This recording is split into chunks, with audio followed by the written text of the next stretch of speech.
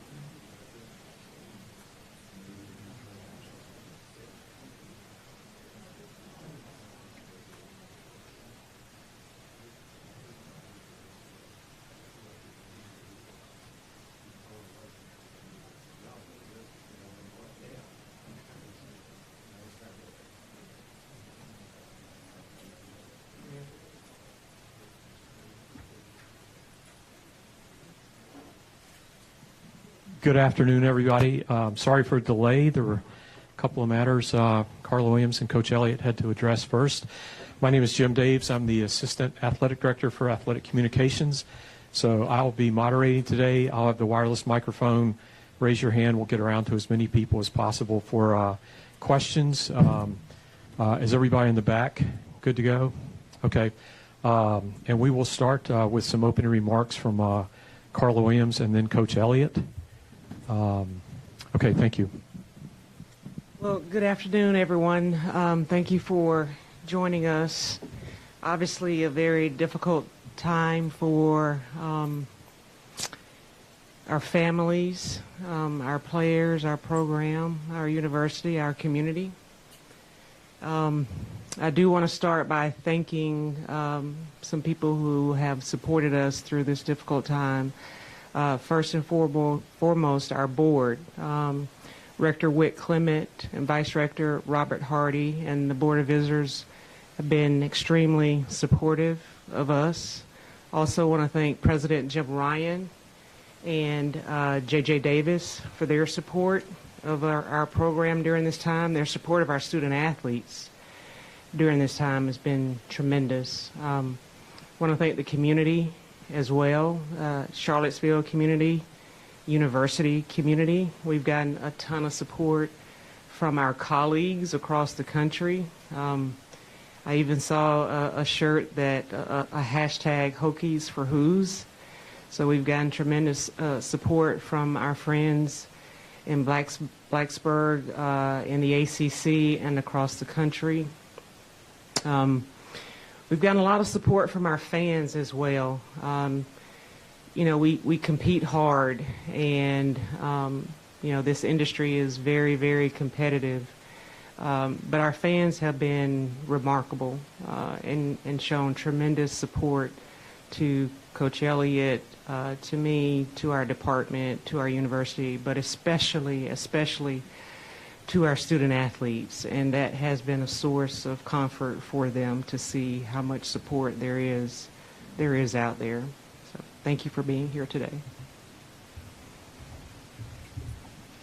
You know, I would echo a lot of the comments that Ms. Carla just made. Extremely traumatic and hard time for our team, our program, our institution, our community. And just grateful to all of those who have reached out in support at all levels. My heart's hurting right now for, again, our university, our community, the team, the players, their families, the young men whose families have been impacted the most. That's where my thoughts are at this time, trying to provide all the resources and support that I possibly can. You know, I have to acknowledge the strength of our players and our staff at this time in coming together to be able to work to process what is taking place.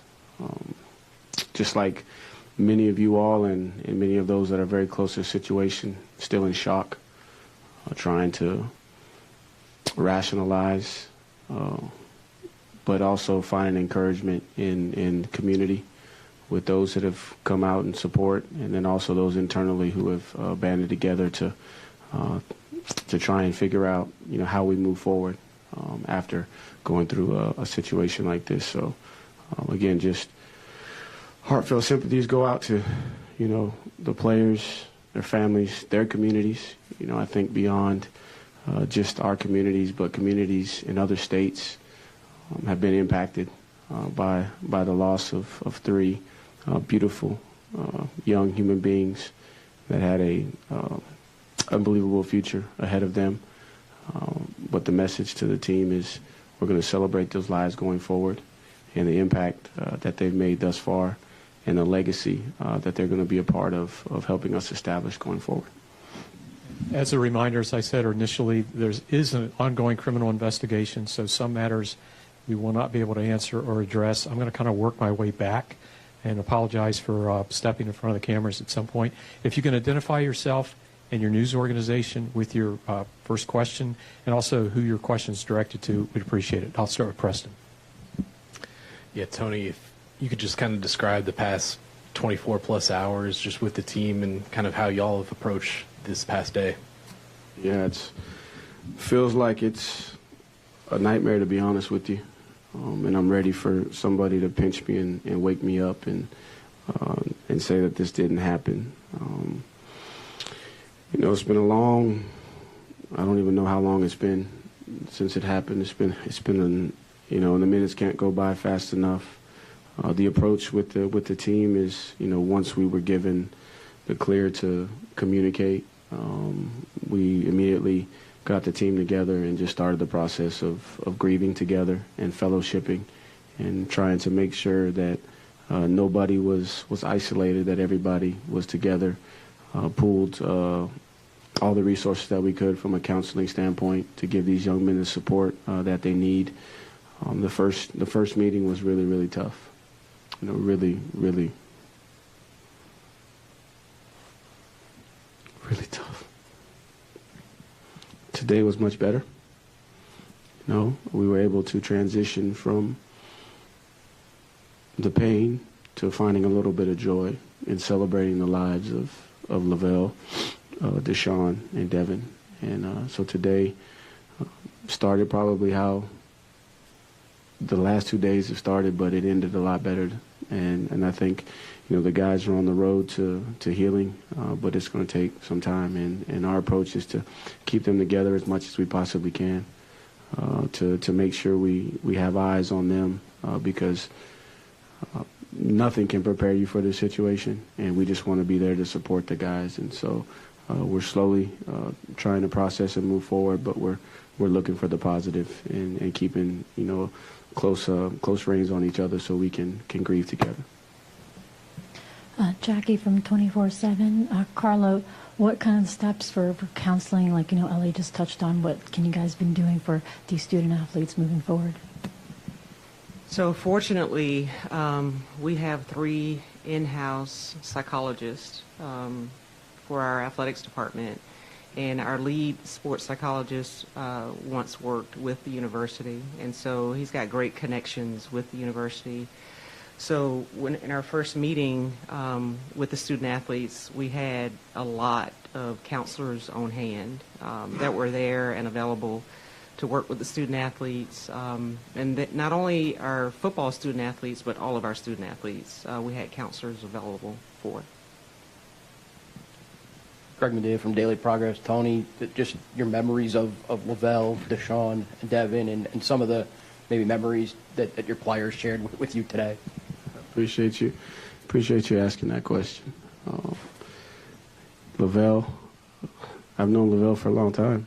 Yeah, I recruited him starting his freshman year, and just to see him grow, but big smile, lights up the room, and most people would say because he's the tallest guy in the room, but just his presence, he's got a gentleness about him, but he's passionate about what he believes in. And so a lot of the stories today were just about just the silly basketball arguments that they would have in debates in the locker room, and everybody knew that they could get Lavelle to kind of hunker down just by saying one thing. But the other thing that resonated is just how good of a teammate he was, and how much he loved his teammates and would do anything for his teammates. And Deshaun, I don't think many people outside of our program understand how special Deshaun was.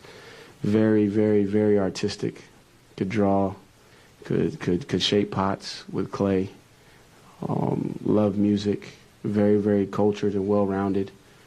Just a great teammate, and he had a sense of humor that was one of a kind, that only Deshaun could have. And you knew immediately when somebody said something, yeah, that was Deshaun. And then you talk about Devin, man. Devin was he's what you wanted in a young person that's at this level, but he just was a big kid. Smiled all the time, loved to dance, loved to sing. Loved to compete, even though the guys revealed that he wasn't very good in video games, but he thought he was. But he loved to compete, and just the thing I remember about him is he always brought a smile to my face, because he just was happy with where he was, comfortable in his skin, and just had a very bubbly personality. Hi there, Sydney Schuler with the Daily Progress. I'm sorry for your loss, Coach, for the both of you. I just wanted to ask, how are you coping, and how have you and the other members of the football department, how have you been able to cope and lean on each other? Do you have access to those same counseling resources? I'll start, and for me, the best coping mechanism for me is the young men. Having a chance to be around them and to see them and to see their pain, to see their hurt, just inspires me to keep pushing forward every single day. There's no you prepare for this job. There's no chapter on a situation like this, and so I'm just trying to figure out step by step how to be strong for these young men, and so I'm really relying on my faith, the foundation that I have there, trying to use that to inspire me every minute of the day. Also trying to make sure that I stay empathetic to everybody and understanding that everybody's going to respond differently to this situation. And, you know, my job is to lead in moments like this. And so I've had my moments where I've broken down and showed my emotions, and I've even had those moments in front of the team. You know, I think it's important that we all grieve. I mean, these are outstanding young men that we don't understand why they're gone so early, and I think it's honorable that we grieve these young men, but also too we have to keep it in perspective and make sure that we take this pain that we're feeling and try to find a way to turn it into passion and motivation to go forward one day at a time.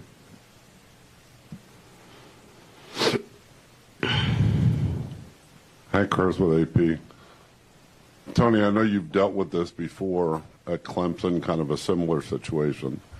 What kind of signs do you look for to kind of gauge where the players are in their grief, to kind of, you know, be aware of that? And what do you guys do going forward in terms of schedule and all that stuff? Yeah, so I think right now it's a little early to be trying to find, you know, the signs. I think everyone is still in shock. Everyone is trying to process their emotions and figure out the proper way for them to grieve. What I'm looking for at this time is just to make sure that nobody is completely isolating themselves, so that we can keep them within the fold and be able to provide them the direct resources that we need. And, you know, this situation here is different than what I experienced. And, you know, both those young men had just finished playing, and they were close to the team, but not still on the team. We're here. You know, this is a very, very tragic and traumatic incident involving 3 teammates. And so the signs I'll look for the signs as we move forward, but right now it's just to put my arms around these guys, to love them, and realize that we need each other, and figure out the best way to grieve and take it one day at a time. And going forward in terms of the schedule, you know, that'll be determined as we continue to gather information. But the biggest thing for me is to just try to be present in the moment, you know, the best I can, manage my emotions the best I can, so that I can, you know, see clearly, to be able to recognize any sign. Right now I'm looking for anything that's out of the norm, and then also when I see things that I expect to see, making sure that I don't just say that, well, that's expected, that we dig deeper, that we, you know, try to counsel these young men as they process this whole situation. Coach, would you mind, for reference sake, naming the players you referenced as former players that passed away? So that would be C.J. Fuller and Tyshawn Dye were two young running backs that I coached, coached their entire career. Saw them graduate, and their lives were cut, you know, short, way too short. But Tony, Mike Barber, Richmond Times-Dispatch. I believe you were at the hospital. Do you have an update for us on Mike Hollins and his condition? You know, I don't have enough information at this time. I was there just in support of the family, and out of respect of the family, I just I don't have enough information to speak intelligently on where that is. I was just there for support. And Carla, could you tell us what will go into the decision about whether or not there's a game on Saturday? We'll make it together. I mean, it'll be discussion with coach and the team. Obviously, they're going through a lot, and we want to make sure that they're involved as well. And so we'll use our best judgment, but it'll be soon. We'll make a decision soon.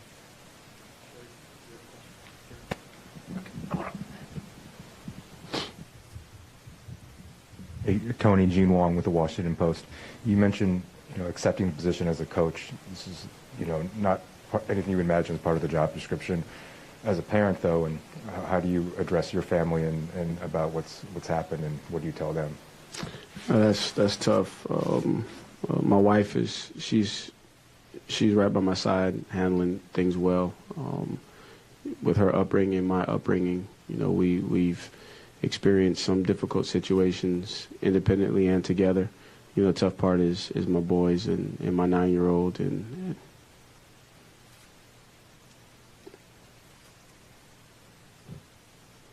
he considers these guys his friend. And that's what's tough. And then every time I see him hurt, I think about the 125 guys that I got. And that's how their moms see them. And so, we're taking it one day at a time, trying to teach a 9-year-old about the reality of life on a level that he can understand it. And we're just, putting our arms around him, loving him, supporting him, and trying to teach him as much as he can comprehend. And my 7-year-old is not quite at the age yet where he fully can process what's going on. But he's probably doing the best of all of us. Ryan Nobles, NBC News. Again, sorry for both of your losses. I'm not sure who can answer this question specifically, whether or not it's you, Coach, or you, Ms. Williams, but can you speak to whether or not the hazing incident that the police department talked about yesterday had anything to do with the football program? I can speak to that. I'm not aware of anything related to that, and I don't have any details beyond that, but I'm not aware of anything related to that.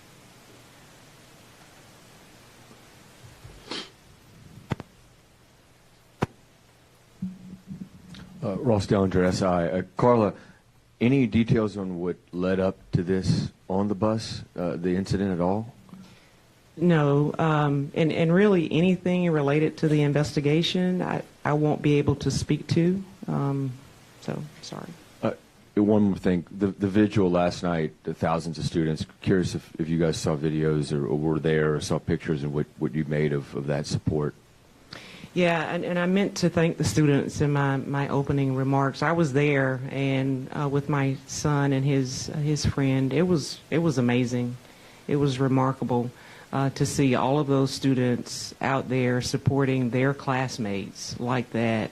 Was healing, quite frankly, and and there were a lot of student athletes there from different sports. There were a lot of coaches there because everyone wants to support Coach Elliott and wants to support this team. And so for this university and its students to do something like that in the face of this difficulty was really healing.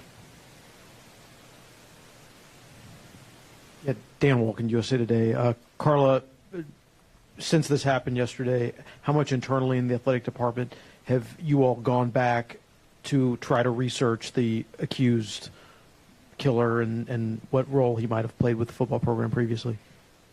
We have really focused on our players and their families, and it's so shocking that you just want to love on our players. And so that's where we have spent our energies. That's where we've spent our time, and I think that's what we need to continue to do. So we haven't done that. We haven't done what you're asking. What we've done is try to focus on the families of the players who lost their lives, who were injured, and our current players.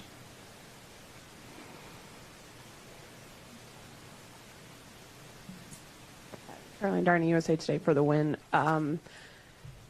there are players that have transferred out since last year, and there are coaches that were here that coached and recruited these players. What has that process been like with regards to reaching out to? I know Bronco is in town. You saw Jim Harbaugh talk about Olu. What has that process been like, trying to make sure those players are in the fold, and even Wisconsin, announcing statements about how Devin Chandler impacted their community as well? Yeah, I think, we've heard from people everywhere. I mean, it's so tragic.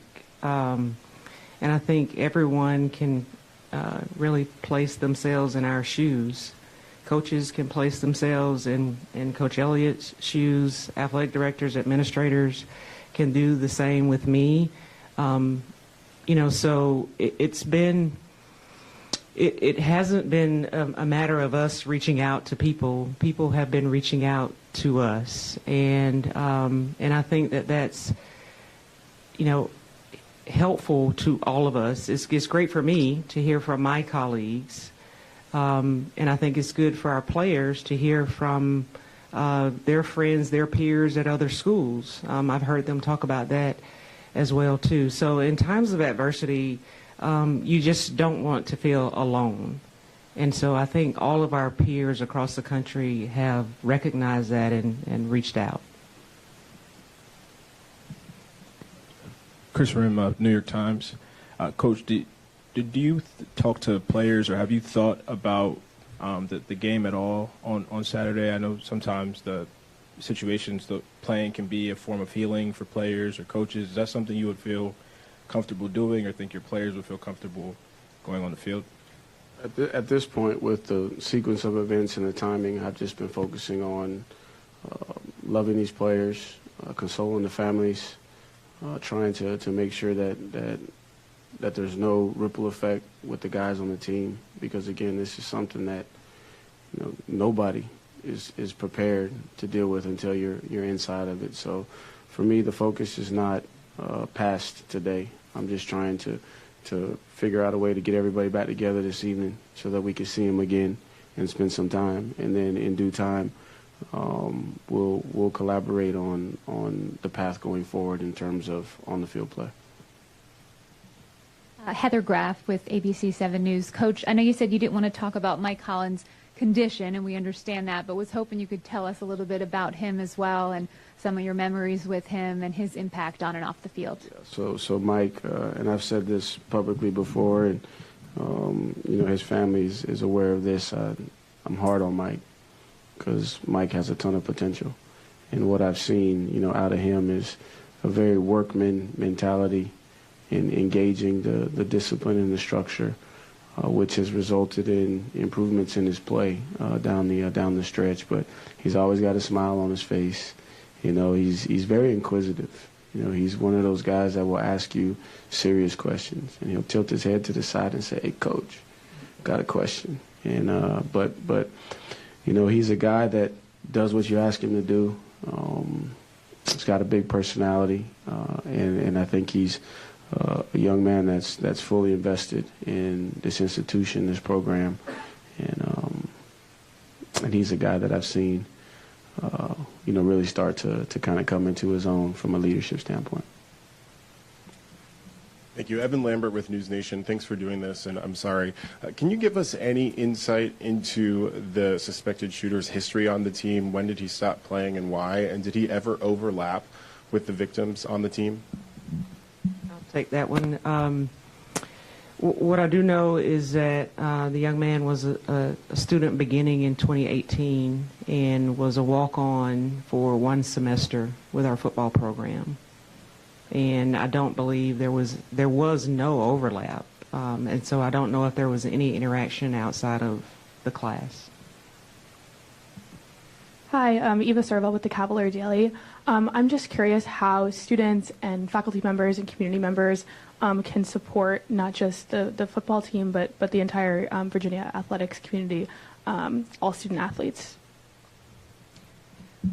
We've been working with the university, in particular Robin Hadley with Student Affairs, and she's talking with student leaders about how we can honor our 3 student athletes moving forward and support the team. We've had several meetings with the university in this regard, so we'll continue to do those. But working through, as a student, working through the student leadership groups, that's where we're getting some information, some feedback from those groups as to how we can support the team moving forward. Carla, do you want to give an update on our other athletic teams this week? So the only athletic event that we canceled was the men's basketball game last night, and we'll continue on with our normal schedule for the rest of our teams competing this week, several in postseason. Faith Abube, ABC News. My condolences to you both, Ms. Williams and Coach. As your team and your players are trying to deal with their grief and process everything, are they coming to you with questions? What are they asking, and what are they finding hard to process? I'd say the biggest questions right now are how are the families of their deceased teammates?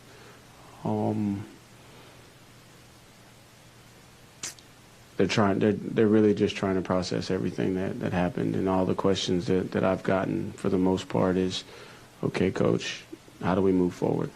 You know, what's the next step in this process? I think you have a football team that is grieving, that is hurt, but that is also very self-aware that this situation is bigger than football, and it transcends football. They understand that football has an opportunity, right, to show its beauty. They understand that this institution and this community has an opportunity to show its beauty, through this tragedy. But their biggest questions are, how are the families, and when will we have an opportunity to possibly interact with the families? We're going to take 2 more questions. Mike, I'll come back up front. Coach and Carla, Olivia Jakewith with WRIC 8 News. I'm sorry, I'm not going to stand up here, but I just wanted to start by saying really my sincerest condolences to you both and to this entire community. Our heart all breaks for you. You talked about each of the players as individuals, both as players and people. Can you kind of describe the dynamic on your team amongst those players and the rest of their teammates prior to this incident? So, from a dynamic standpoint, Devin was the life. He was the life of the party. He always kept everybody entertained. He was the one that was, in the weight room when everybody else is, and he was serious, but he had his own way of being serious, and he would keep everybody energized, and he found a way to make it fun, even though sometimes, the work that they have to do on a daily basis can be very monotonous in order to improve their skill level, but he brought just a ton of personality. Lavelle was, and he was, one of the big men on campus, so to speak, because everybody knew who he was. But he always, found a way to keep them entertained. But he also set the standard for what it's supposed to look like to work in the way that he practiced, the way that he prepared, and then all the things that he did when the coaches may not have been present that his teammates saw. And Deshaun was the quiet guy that everybody wanted to know more about, because he was very, very, like I said, very, very interesting young man in terms of the depth. And when you look at him, you might not think that he listens to classical music and draws and shapes pots, but his teammates knew that, and they wanted to know more about him. So he was, probably the most interesting man on the team if you had to kind of compare him to somebody. And I've told him that, and I've told his teammates that, because I value the skills and talents that he possesses beyond the game. So that's kind of how all 3 of them fit into the dynamic of our team.